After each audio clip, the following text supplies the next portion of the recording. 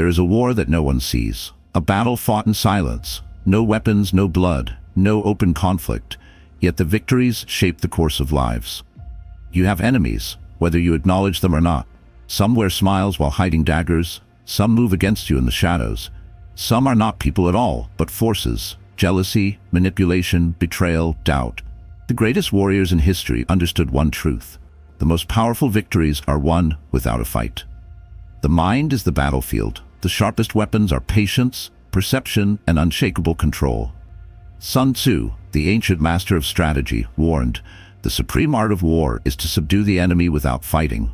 But long before Sun Tzu, the Stoics knew an even greater secret, a way to defeat not only your enemies, but to ensure they can never harm you again.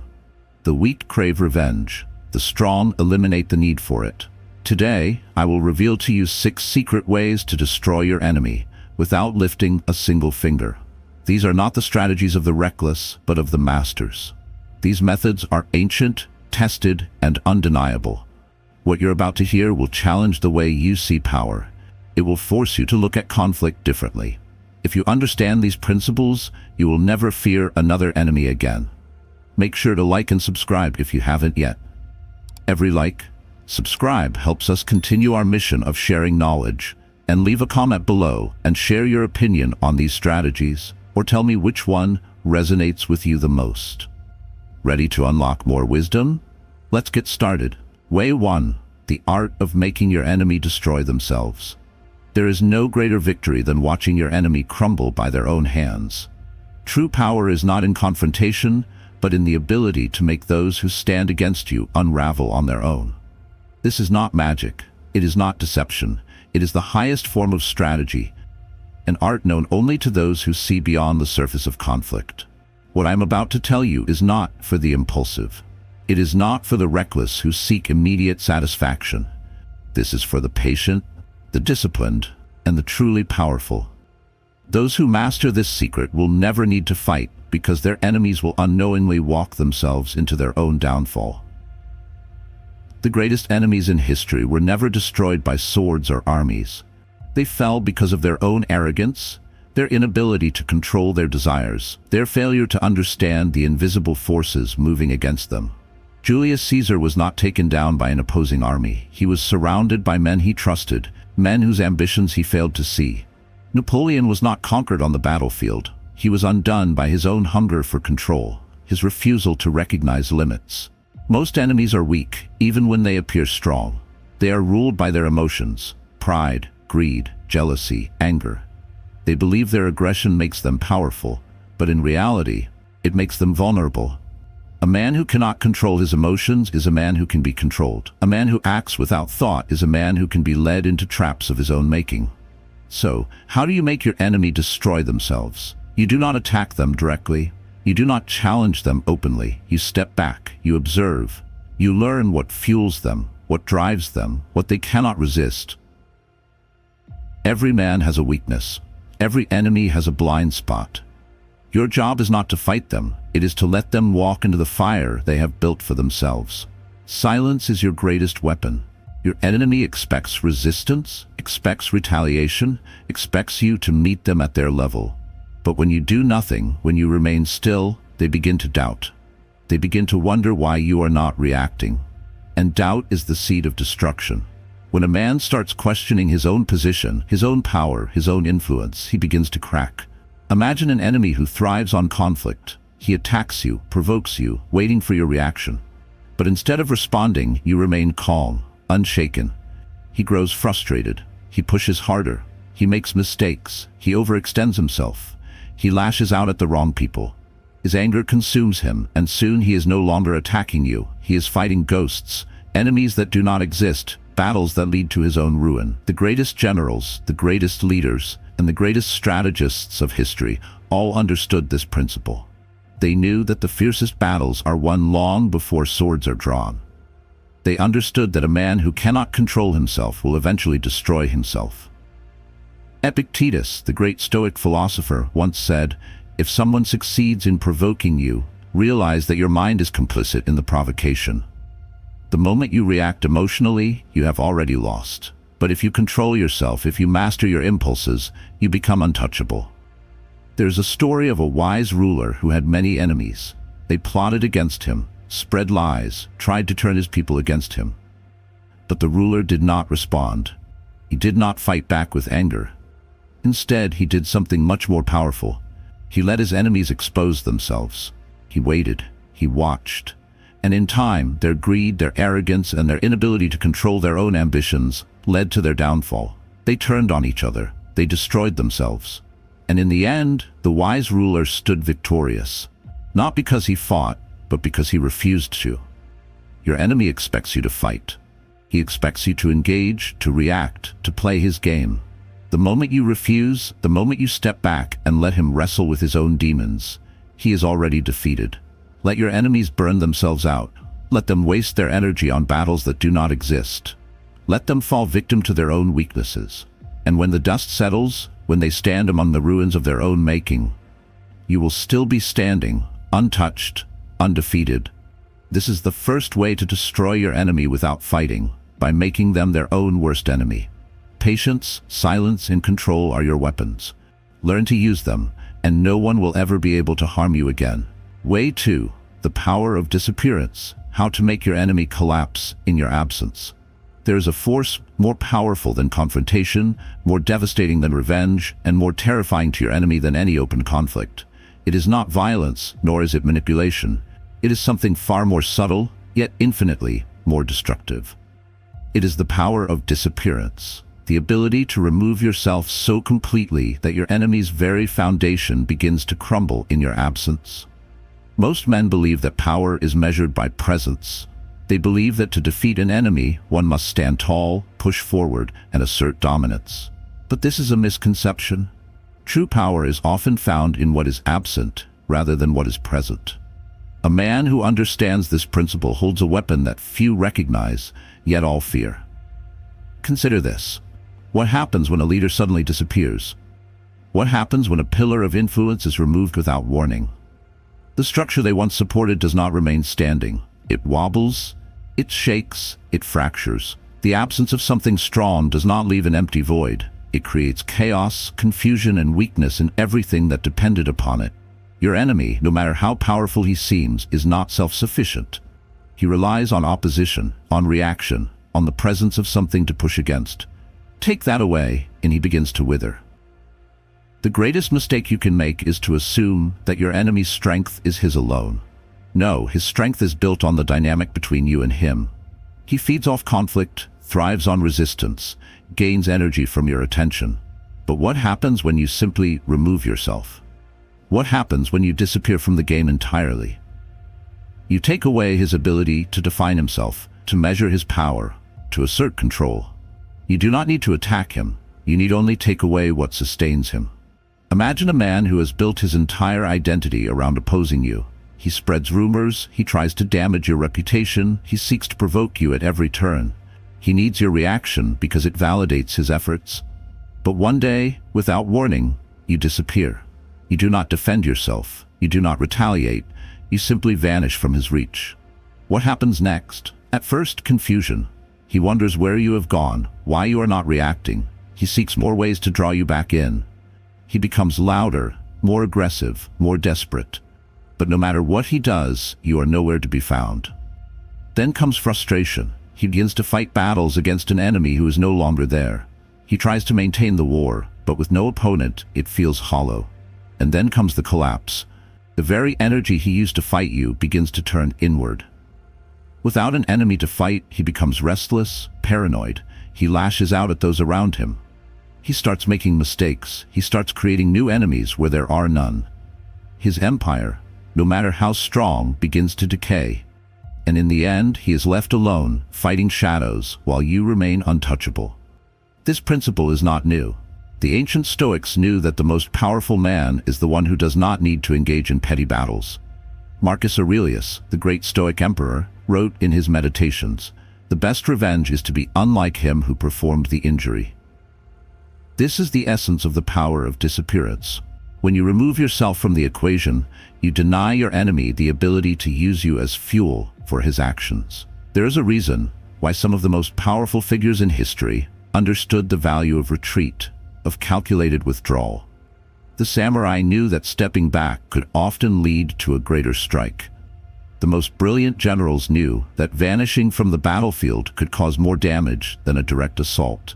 The wise rulers of the past understood that sometimes the greatest destruction comes not from fighting, but from simply walking away. But make no mistake, this is not cowardice. Disappearance is not about running from conflict. It is about removing yourself strategically, allowing the enemy's own structure to collapse under its own weight. It is about refusing to feed his fire, allowing it to burn itself out instead. The enemy who depends on your presence will never survive your absence. Imagine an empire built on opposition. It thrives because it has something to resist. The moment that opposition is gone, the empire begins to turn against itself. It begins to crumble under the pressure of its own uncertainty. If you wish to destroy your enemy without fighting, you must become the unseen force that holds their entire world together. And then, without warning, remove yourself. When you master this, you will see its power everywhere. The toxic people in your life who thrive on your reactions, they collapse when you no longer give them attention.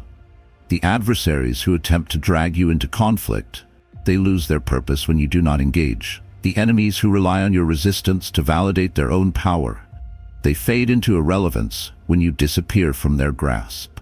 Your presence is a currency. It is valuable. But most men spend it foolishly, engaging in battles that do not need to be fought, wasting energy on conflicts that should never have existed. If you learn to control your presence, to give it only where it serves you, and to withdraw it when it serves your enemy, you will hold a power that few can comprehend.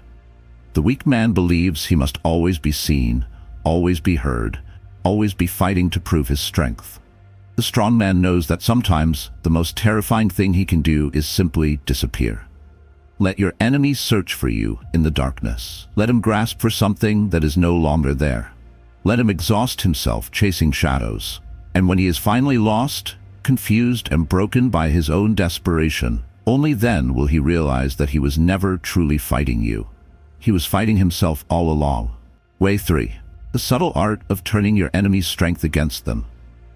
Power is a double-edged sword. The very thing that makes a man strong can also be the source of his greatest downfall. But only those who understand this truth can use it to their advantage. The weak try to overpower their enemies directly, meeting force with force, aggression with aggression. The wise, however, know a deeper secret. The easiest way to destroy an enemy is not by fighting him, but by allowing his own strength to become the weight that crushes him. This is not a new concept. It is as old as warfare itself.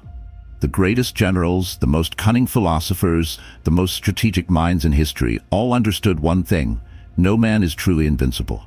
No empire, no leader, no warrior stands without weakness. And often that weakness is hidden in what appears to be strength. Consider water. It is soft, formless, without resistance, and yet over time it carves through mountains, wears down stone, and reshapes the very earth itself. Why? Because it does not meet force with force. It allows the strength of its opponent to be its downfall. The mountain does not defeat water, it is eroded by it. The stone does not crush water, it is consumed by it. This is the principle at the heart of true power. Not resisting, but redirecting. Your enemy has a strength he relies on. It may be his intelligence, his influence, his ability to manipulate others, his physical power, or his reputation. But whatever it is, it blinds him. Strength makes a man feel untouchable, invincible. He believes it will always protect him, and that belief is what you will use to bring about his downfall. The first step is observation. You must study your enemy as a sculptor studies stone, seeing not only what is on the surface, but what is hidden beneath. Where does he draw his confidence? What does he depend on? What does he believe makes him untouchable? The more arrogant a man is, the easier this becomes. His own ego will reveal his weakness to you, because he will always put his strength on display. A man who believes he is feared will make fear his greatest weapon. A man who believes he is admired will use admiration as his shield. And a man who relies on his influence will assume he can always control those around him. Once you understand this, you do not need to attack directly. You only need to let your enemy's own strength become his trap. If he prides himself on his intelligence, you let him overthink until he ties himself in knots. If he thrives on his reputation, you do not challenge it. You let him tarnish it with his own actions. If he depends on fear, you show him someone who is not afraid, forcing him to escalate until his own aggression makes him reckless. History is filled with men who fell not because of their enemies, but because of themselves. Napoleon, a master of strategy, was ultimately destroyed not by a stronger force, but by his own relentless ambition. He believed he could conquer all, and that belief drove him to stretch his power too thin, leading to his own ruin. Julius Caesar, a man of unparalleled influence, was not defeated by an opposing army, but by his own senators, men who once admired him but grew to fear his rising dominance.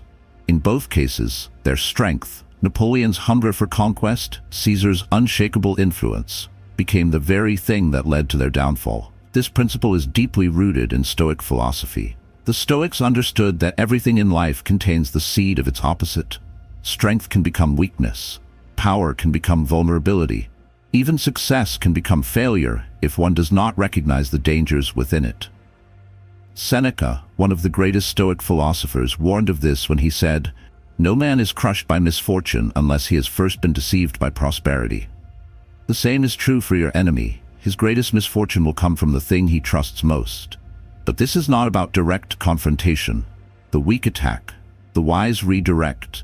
You do not need to break a man when he is willing to break himself. You do not need to strip him of his strength when he is already using it to build the rope that will hang him. Your only task is to guide him, subtly, patiently, toward his own destruction. Imagine a king who rules through fear. His people obey him, not out of loyalty, but out of terror. He believes this makes him powerful, but over time, his rule becomes unbearable. His own advisors begin to resent him. His soldiers no longer fight for him with passion, only obligation. His people whisper rebellion in the streets, and yet he does not see it. He believes his strength is absolute. He believes fear will always protect him. Until one day he looks around and realizes he stands alone. The fear that once made him powerful has turned into the very thing that destroys him. Now imagine you are facing an enemy like this. What do? You do not need to fight him directly. You do not need to challenge his rule. You simply let his own strength do the work for you. You allow him to push harder, to become more oppressive, to make more enemies than allies. You allow his own arrogance to blind him, his own actions to isolate him, his own methods to make him weaker. And in the end, when his power collapses, you have done nothing but wait. The beauty of this method is that it requires no direct effort. It is not about aggression or violence. It is about patience, about understanding human nature, about knowing that no man is immune to the weight of his own unchecked strength. It is a quiet war, a battle fought in the shadows, where your greatest weapon is simply knowing when to step back and let nature take its course. This is why the greatest warriors in history were not always the strongest, but the most patient. They knew that every force, no matter how powerful, has a breaking point. They knew that the more a man relies on a single strength, the more vulnerable he becomes to it. And they knew that if you give a man enough time, enough freedom to push himself to his limits, he will often be the one to tear himself apart. So the next time you face an enemy, do not rush into battle. Do not meet strength with strength. Step back, observe. Learn what he trusts, what he relies on, what he believes makes him untouchable. And then, with patience and precision, let that very thing be the cause of his undoing. He will never see it coming. He will believe he is winning. He will think he is growing stronger, when in reality, he is building his own downfall with every move he makes. And when he finally falls, when he looks back to understand how he was defeated, he will realize too late that the enemy who destroyed him was never you. It was himself all along. Way 4. The mastery of influence, controlling the enemy without them knowing. There exists a power greater than brute force, more effective than direct confrontation, and far more devastating than any physical battle. It is the power of influence, the ability to control the thoughts, decisions, and actions of another without them realizing they are being guided. This is the weapon of emperors, the art of rulers, the skill of those who shape history from behind the curtain. The man who masters influence does not need to fight his enemy because his enemy unknowingly fights for him. The weak believe that power comes from aggression, from making their presence known, from forcing their will onto others. But the wise know that true power is subtle, invisible, woven into the fabric of the world, like a hidden current beneath the waves. The greatest victories in history were not won on the battlefield, but in the minds of men. Wars are fought with swords, but they are won with ideas. Consider the most influential figures throughout history. Not just kings and generals, but philosophers, strategists, and visionaries. They did not need to impose their will with brute strength. Instead, they planted ideas, guided emotions, shaped perspectives. And their enemies, believing they were acting of their own free will, walked willingly into their own downfall. The first rule of influence is simple. People do not resist what they do not perceive as control. If a man knows he is being manipulated, he will fight back. But if he believes his choices are his own, if he thinks he is acting in his own best interest, he will never question the path set before him. This is why direct control is weak. It invites resistance.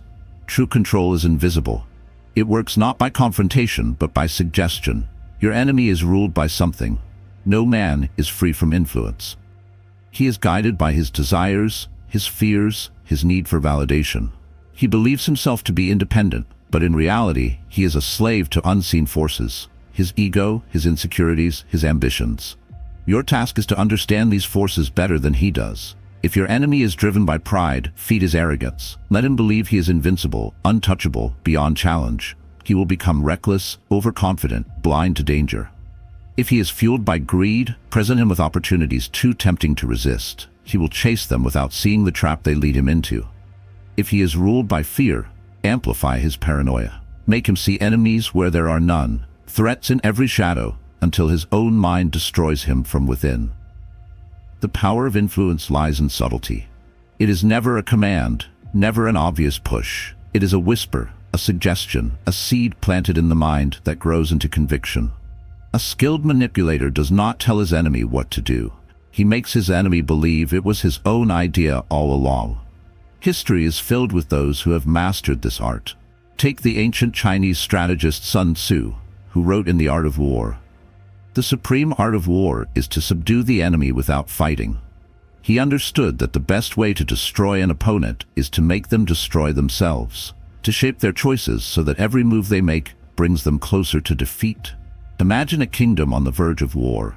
Two rival factions seek control, each believing they are on the path to victory. But unseen by either side, a third force, a quiet strategist, works in the shadows. He does not fight. He does not challenge either side openly. Instead, he whispers into the right ears, shifts alliances without being noticed, inflames rivalries just enough to make them self-destructive. And in the end, both factions crumble, leaving the strategist in control without ever drawing his sword. Now imagine your own enemy. He believes himself to be powerful, in control of his destiny. But if you understand his weaknesses, his blind spots, his desires, you can shape his path without him ever knowing. A man ruled by his emotions is predictable. A man who is predictable is easy to guide. And a man who can be guided can be led anywhere, even to his own ruin. There is no need to attack directly when you can make your enemy believe he is leading himself into battle. There is no need to fight when you can shape the war itself. And there is no need to destroy a man when he is willing to dismantle himself piece by piece, as long as you provide the right push at the right moment. Seneca, the Stoic philosopher, understood this deeply. He wrote, "He who is brave is free." A man who has mastered himself, who controls his own mind and emotions, is beyond the reach of manipulation. But your enemy is not free. He is a prisoner of his own weaknesses, his own impulses. And as long as that is true, you do not need to fight him.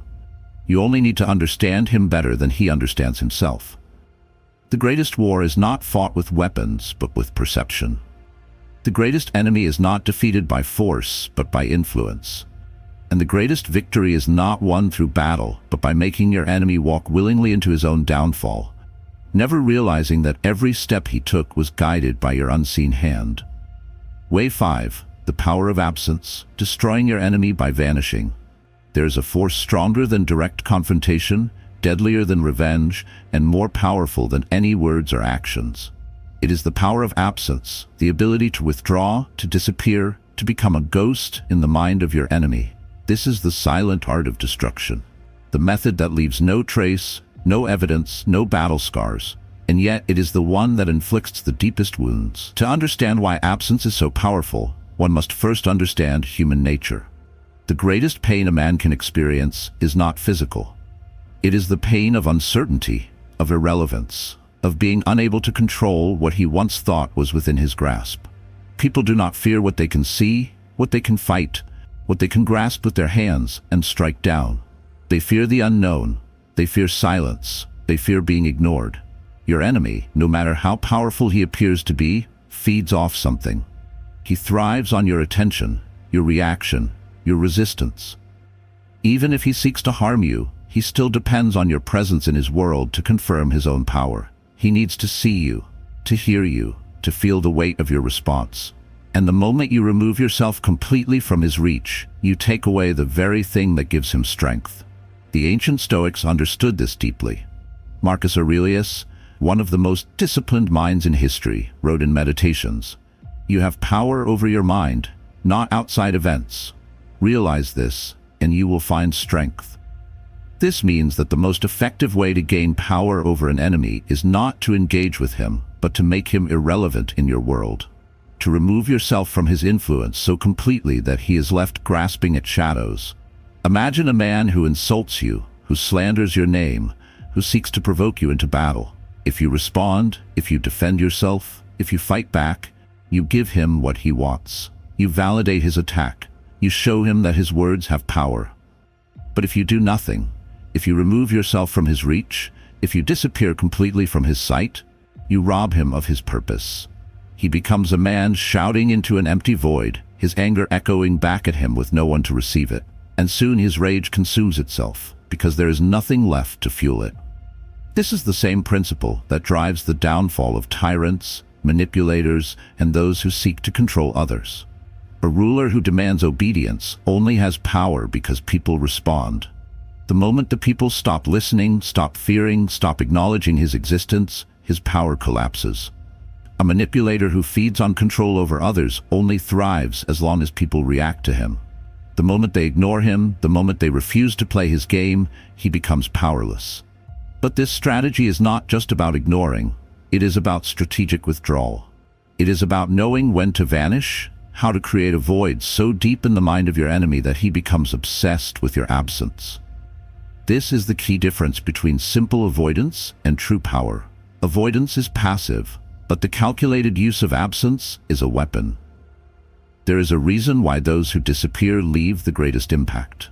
A man who leaves without explanation, without a word, without closure, he lingers in the minds of others longer than one who stays and fights.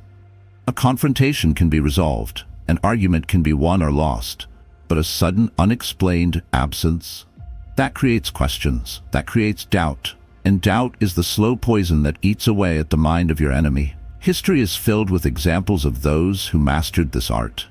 Consider the legends of great warriors, who rather than fighting to the death, vanished into the mountains, becoming myths. Their absence made them immortal. Consider the political strategists who, rather than engaging in direct conflict, withdrew from the public eye at the right moment, only to let their enemies destroy themselves. Consider the men who, rather than chasing after those who betrayed them, walked away completely, leaving nothing behind but silence, and in doing so haunted their enemies far more than if they had sought revenge. Now apply this to your own life. Your enemy may expect you to fight, to argue, to defend yourself. He may want you to acknowledge his power, his influence, his ability to control you. But what happens when you remove yourself entirely? When you refuse to engage? When you vanish so completely that he is left with nothing but his own reflection? He begins to doubt himself. He begins to question whether he had any power at all.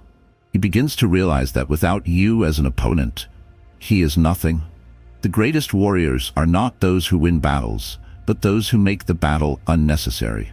The greatest victory is not defeating an enemy, but making him realize that he was never a threat to begin with. And the most powerful move you can make is to leave, not in weakness, not in surrender, but in absolute, unshakable certainty that his existence no longer affects yours.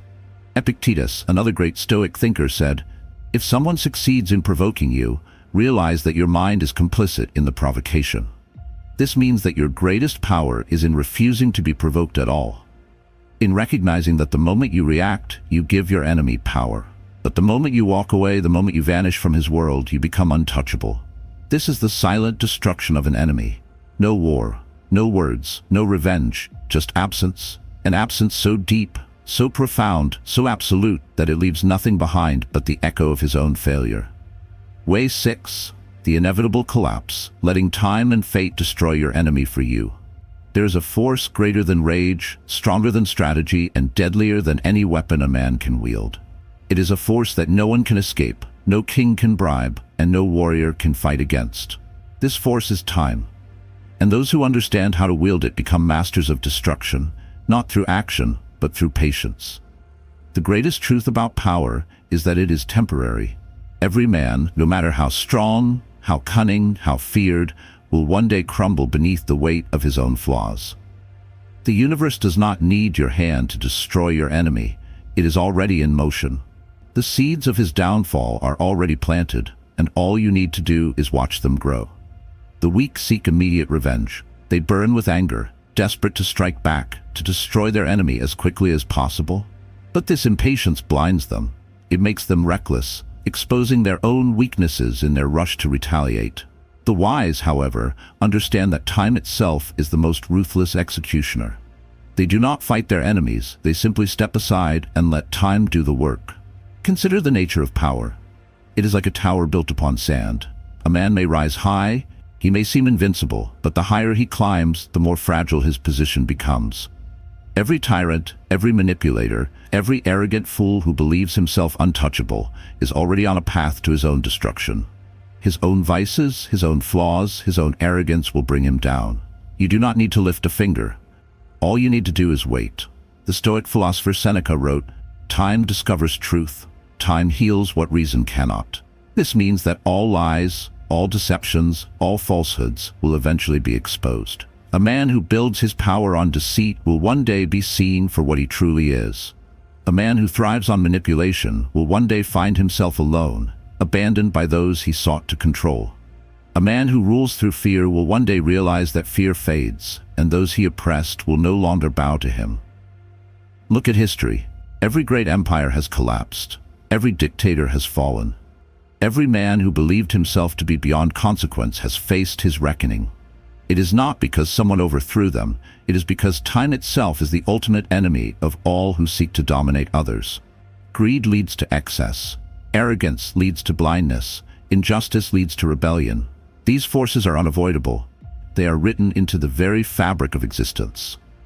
There is a legend of a king who ruled with an iron fist, feared by all, surrounded by enemies. He sought to destroy anyone who challenged him, crushing rebellions, silencing opposition, eliminating those who stood in his way. And yet, he did not see his own decay. He grew fat with power, lazy with comfort, blind with arrogance. He made enemies not through their strength, but through his own cruelty. And when the end came, it was not a mighty warrior who struck him down.